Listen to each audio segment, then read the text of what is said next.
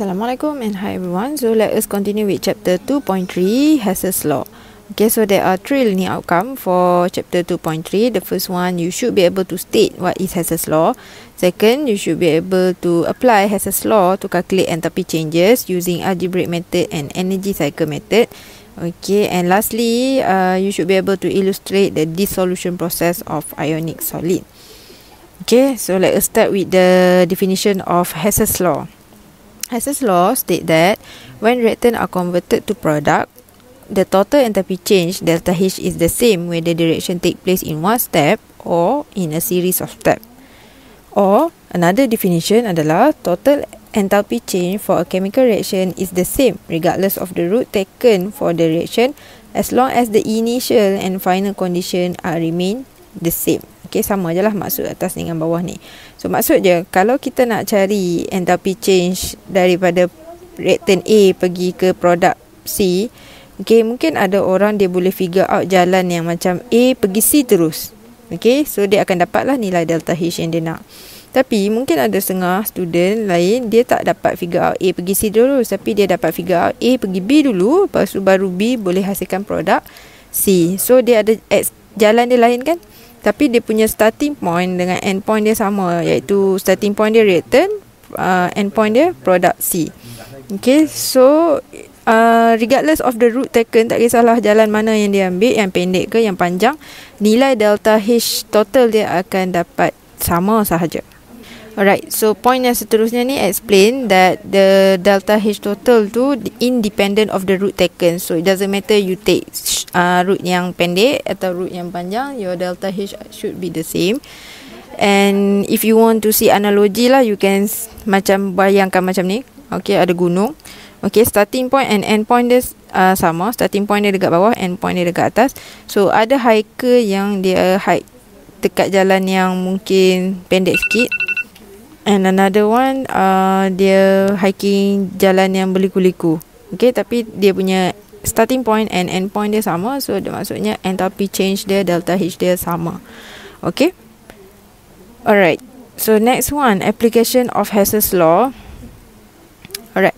So to calculate enthalpy change of reaction when it cannot be measured directly in a calorimeter. Okay, so kalau benda tu getting complicated, kita nak calculate juga delta H dia, we need to use this Hess's Law lah. Okay, there are two methods untuk calculate and delta H. The first one by using algebraic method, the second one by using energy cycle method.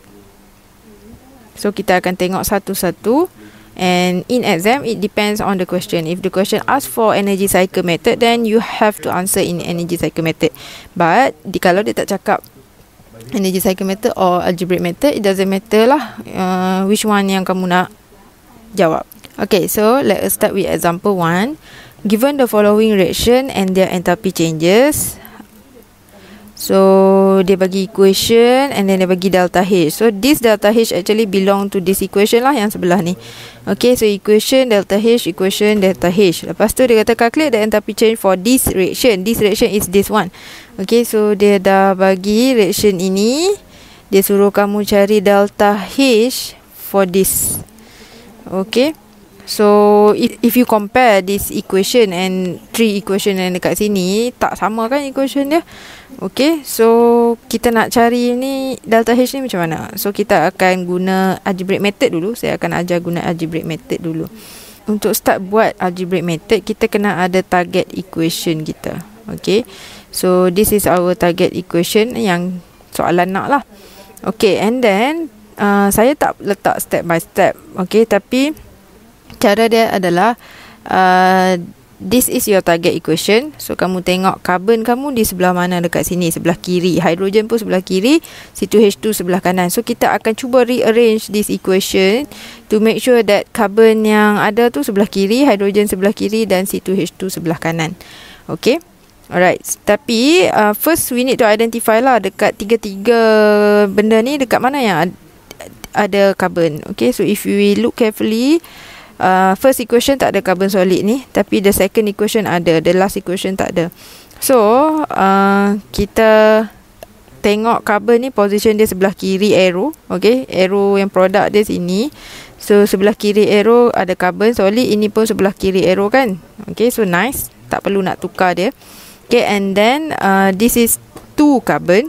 Okay, 2 carbon, tapi sini 1 je carbon dia. So we need to times 2. Okay, so this whole equation here semua ni darab 2. Tapi kan kita belajar awal-awal dalam rule thermochemical equation, if you time the equation by 2, that means your delta H also need to be timed by 2. Okay, so kita dah darab dah, kita tulis produk dia kat sini, 2 carbon solid plus with 2 times oxygen is 2 O2 gas produce 2 CO2 gas, and then jarak sikit, so that we can write our delta H is negative 393.5 times 2. Press your calculator. So dapat negative 787 kilojoule. Okay, next one we need to look at the target equation balik, and then tengok sebelah kiri kita ada hydrogen gas. Okay, so hydrogen gas kita dekat mana equation yang ada? So atas tak ada equation hydrogen gas. Ini equation ni kita dah tak guna Okay, sebab kita dah guna tadi. Okay, and the last equation ada hydrogen gas on the left hand side. Okay, and then this hydrogen gas 1, ini pun 1, so just nice. So tak perlu nak ubah apa-apa. That means we can just copy back this equation together with the value of delta H. Okay, so saya dah tulis balik dah equation yang ketiga ni dekat sini. Okay, and when you write down your equation, nak elakkan kekeliruan, try to make sure dia punya arrow ni sebaris. Okay, alright, and then settle. So kita tinggal satu je equation lagi, tapi for this equation dia ada C2H2 kan. Okay, tapi this C2H2 is on the left hand side. We need to what we call that, reverse this equation lah, so that yang reactor ni pergi sana, yang produk ni patah balik sini, so that kita boleh dapat C2H2 kita di sebelah kanan. Okay, tapi bila kita reverse the equation, okay, we need to reverse the sign tu. Okay, so sign negatif ni dah jadi positif. Okay, so saya dah tulis balik this equation, saya dah reverse kan. Okay, produk ke reactor, return ke produk, and the sign of the delta H pun saya dah ubah daripada negatif jadi positif. Okay, so position kita punya compound kita dah ikut target equation. So next, kamu garis ni panjang. Okay, kita nak check, kita nak cross out any unnecessary compound yang ada lah. Okay, tapi compound tu kena sama di kiri dan kanan baru boleh cancel out. Okay, so for example, we can look at this water. Okay, water memang tak ada dalam kita punya target equation. So this water molecule ada sebelah kanan 1 mole of water molecule, ini sebelah kiri arrow ada 1 mole of water molecule. So this water and water ni boleh cancel out. Okay, and then other than that, carbon dioxide ni pun kita tak ada juga dalam target equation kita, tapi kita ada dekat sini sebelah kanan, ini sebelah kiri, dua, so dia boleh cancel out. Okay, konsep dia cancel out ni konsep tolak lah, so 2 tolak 2 habis. Okay, alright, tapi dengan syarat mesti opposite direction. Okay, next one, ini okay, ini oxygen 5/2 O2, ini 2 O2 dengan half O2. Okay, so this one, ini matematik lah. 5/2 O2, kalau kamu cross out dengan 2 O2, tinggal dekat sini adalah 1/2 O2. Okay, so this 1/2 O2 dengan this 1/2 O2 opposite direction, so can cancel out juga. Alright, so habis. Okay, so lastly kita tinggal apa yang kita perlu je lah. So we need to write it down balik. Okay, for example this 2 carbon solid sebelah kiri, so 2 carbon solid, and kita ada this hydrogen plus with hydrogen gas, and then settle. Benda sebelah kiri dah tak ada. Okay, and then arrow sebelah kanan hanya tinggal C2H2 gas. Okay, and then barulah kita boleh calculate delta H, sebab kita punya step reverse ke apa ke tadi, semua dah betul sebab kita boleh dapat equation yang sama macam target equation kita. Okay, so delta H kita sini tambah je semua ni. Okay, negative 787 plus with negative 285.9 plus with positive 1299.6. So tekan calculator. Okay, so the answer should be positive 226.7 kilojoule per mole. Okay, so you might be wondering kenapa tiba-tiba ada per mole sedangkan dekat sini kilojoule je kan. Okay, so if you look carefully at this equation looks like enthalpy of formation punya equation. Okay, sebab ini dia punya produk dia 1 mole. So that's why saya letak kilojoule per mole. Okay, so kita dah dapat jawapan untuk example 1. Tapi ini by using algebraic method. So next saya nak ajar guna energy cycle method pula. Okay, so untuk start buat energy cycle method, usually I will start with the target equation. Okay, saya akan start dengan target equation dulu atas ni, dan baru saya akan kembangkan. Okay, so delta 2 carbon solid plus H2 gas produce C2H2 gas. This is the target equation. Okay, ini target equation kita, dan ini enthalpy of formation yang kita nak cari. Okay, and then kita nak buat energy cycle, kita kena cari equation yang berkaitan dengan carbon, hydrogen dan C2H2 lah. Okay, so equation related to carbon is the second equation here. Okay, so carbon sini 1 carbon, ini 2 carbon. So macam biasalah, macam tadi, we need to time the whole equation with 2 so that this carbon solid will produce 2 carbon dioxide gas. Okay, so tengah ni adalah 2 oxygen gas. Okay, so nilai delta H sini, okay, kena darab 2. So nilai dia adalah negative 393.5 times 2. Okay, so equal to negative 787.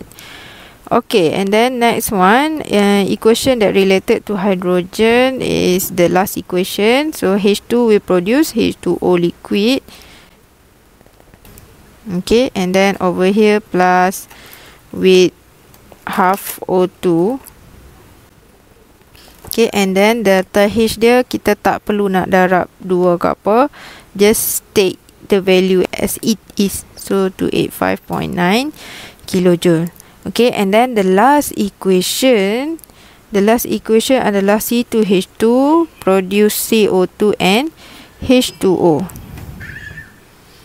Okay, so ataupun kita reverse lah. Okay, so CO2 plus with H2O will produce C2H2. Okay, so the value of delta H here is positive 1299.6. Okay, kena reverse dia punya nilai ni, sebab kalau kita tengok equation asal, dia daripada C2H2 pergi ke CO2H2O, tapi sekarang arrow kita terbalik, CO2H2O pergi ke C2H2. So that's why kita kena reverse dia punya value of delta H2 jadi terbalik sign dia. Okay, and then over here don't forget lah, kita ada 5/2 O2. Okay, alright, so this is what we call energy cycle. So once kita dah ada energy cycle, so how to calculate? Okay, simple je. Cara saya adalah ikut arrow dia, ikut arah dia. Macam you drive kereta, okay, you nampak arrow ni, that's mean you akan drive ke depan, and then when you see this arrow, you akan ke kiri and then ke belakang. Okay, so kita yang mana yang arrow bersambung ni, kita tambah je semua. Ini tambah ni, tambah ni, tambah with this one, and then this arrow is opposite, macam opposite, so kita equal to this value. Okay, so kiranya negative 787 plus with negative 285.9 plus with 1299.6 equal to delta HF yang kita nak cari. Okay, so ini maksudnya ini bersambung, so kita tambah je semua yang sepanjang line ni. Okay, equal to nilai ini. So then your delta H should equal to positive 226.7 kilojoule per mole jugalah, the same as above. Okay, sebab ini soalan yang sama, just that we use two different method to calculate the delta H. Okay, so settle for the first example. Okay, so let us proceed to example 2. The thermochemical equations are given as below. Okay, there are 3 equations given. Okay, and then the question asks you to calculate the enthalpy of formation for C2H6. Okay, kalau kita cari equation formation C2H6 dalam ni, the first equation bukan, second equation bukan, the last equation pun bukan. Okay, so maksudnya dekat sini, you have to write your own equation untuk formation C2H6. Okay. That's why before this, I keep on emphasizing the importance of thermochemical equations tu. Okay, so that's why kamu kena tahu macam mana nak tulis equation, formation, combustion and so on lah. Tapi for this one is formation. Okay, so kita start by writing our target equation dulu. Okay, sebab tadi example 1, dia bagi target equation. But this one, dia dah start susah sikit, dia tak bagi. Okay, so formation of C2H6. C2H6 is formed from element carbon and hydrogen gas. Okay, and then dapatlah C2H6. And then we need to balance this equation. Okay, so kita kena balance. Tapi when you balance the equation, try to make sure your C2H6 tu remain as 1 mole. Sebab according to definition of formation, produk dia 1 mole kan. Okay, so carbon sini ada 2, so sini letak 2, and then this hydrogen ada 2, sini ada 6, so you need to times 3 over here. Okay, so now our equation dah balance. So this is our target equation, and delta H ini yang dia nak kita cari delta H formation for this equation. Okay, so macam mana nak cari? Macam tadi. Okay, so saya gariskan sini sebab saya tak nak keliru. That is my target equation. Saya tak nak dia masuk dalam saya punya pengiraan. Okay, first kita tengok target equation. Our carbon is on the left hand side. Okay, this equation ada carbon. I think this equation je kan ada carbon, the rest tak ada. Okay, so tapi masalahnya this carbon dia sebelah kiri, tapi dia satu je. Ini ada 2. So macam tadi, kita kena darab the whole equation dengan 2. Don't forget the value of delta H pun kena darab 2. So jadinya 2 carbon solid plus with 2 O2 gas produce 2 CO2 gas. Okay, and our value of delta H kita darab 2. So saya dapat negative 786. Okay, alright, and then next one, kita tengok equation lain pula. Okay, kalau kita tengok ini, dia ada hydrogen sebelah kiri.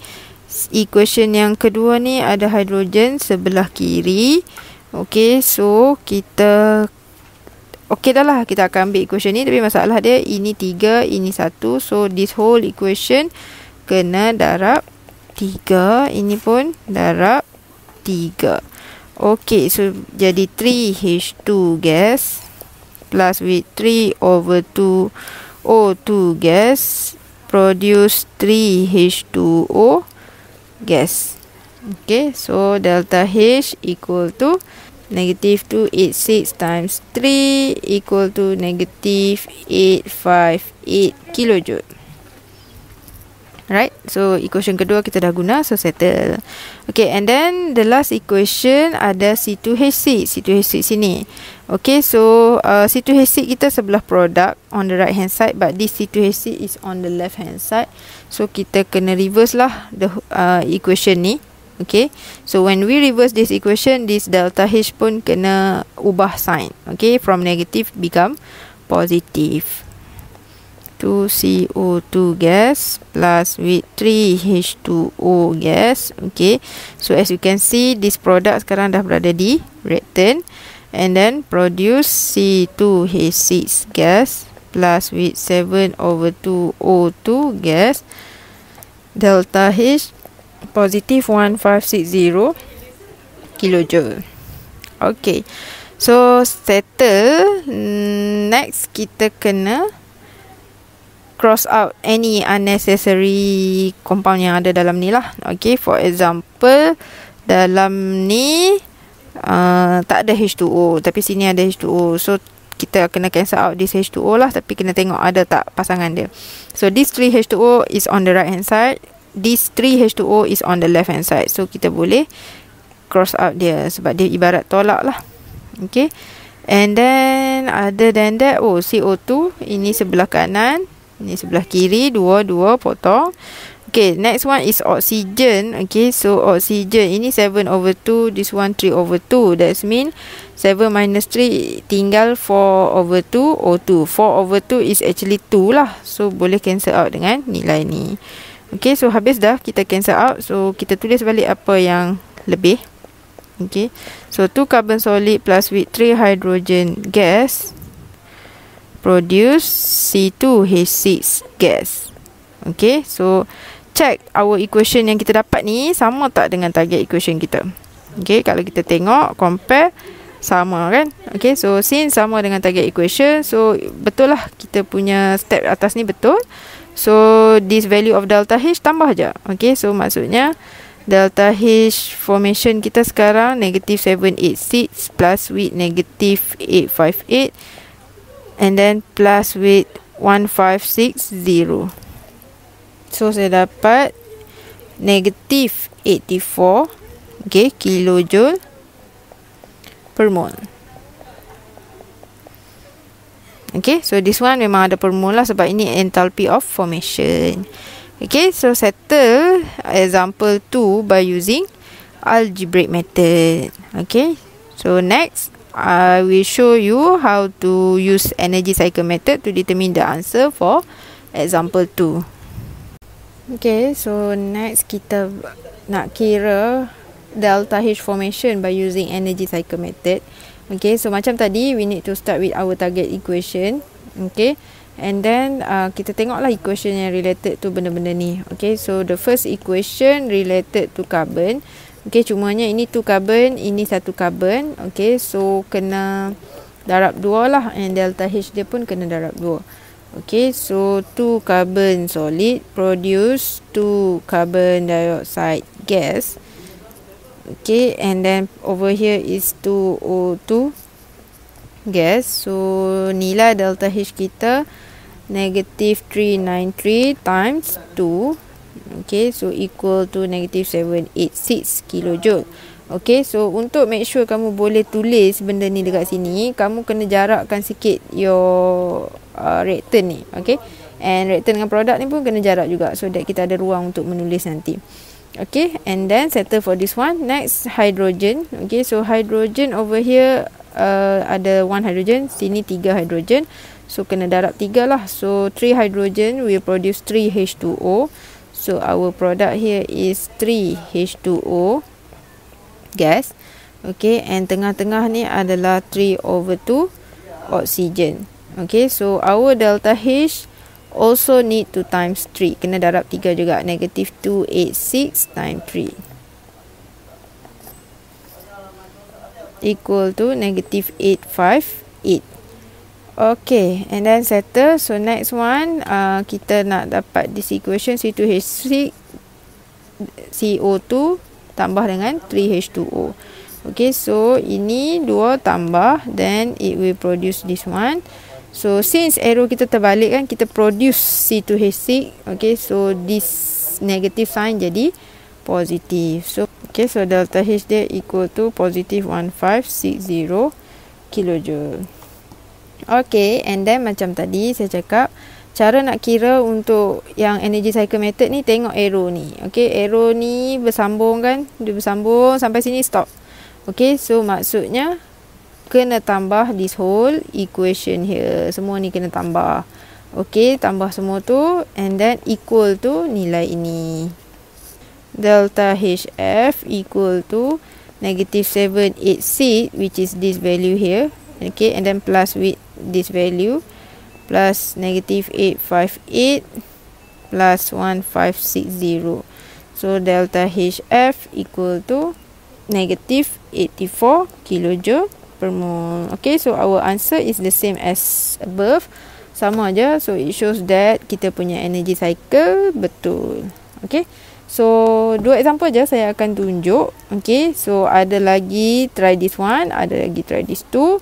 So boleh cuba buat. Okay, so tapi macam saya cakap lah, dua-dua method ni kamu kena kuasai. Algebraic method kena kuasai, energy cycle method kena kuasai. Okay, any problem boleh tanya dalam kelas. Thank you.